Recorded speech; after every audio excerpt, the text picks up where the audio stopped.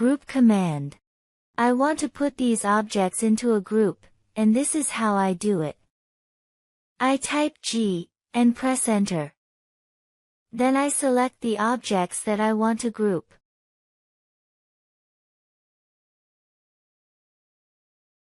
And I press Enter. As you can see, when I click on any of these shapes, the whole group gets selected. Or, for example, if I use the Move command on the group, all objects will move together.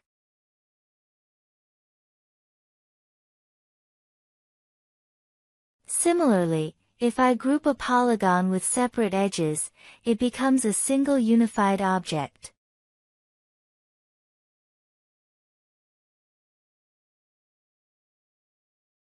To break a group into separate elements, we use the ungroup command. So, write this down in your notes. To ungroup objects, use the ungroup command. Step 1, type UNG, and press Enter. Step 2, select the grouped objects and press Enter. This separates the objects back into individual elements. Join command. Step 1, select the objects you want to join. Step 2, type J, and press Enter.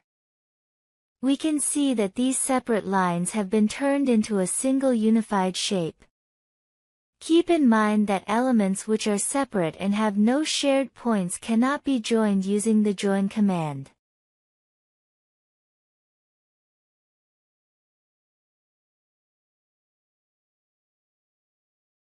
Separate elements can only be unified using the group command.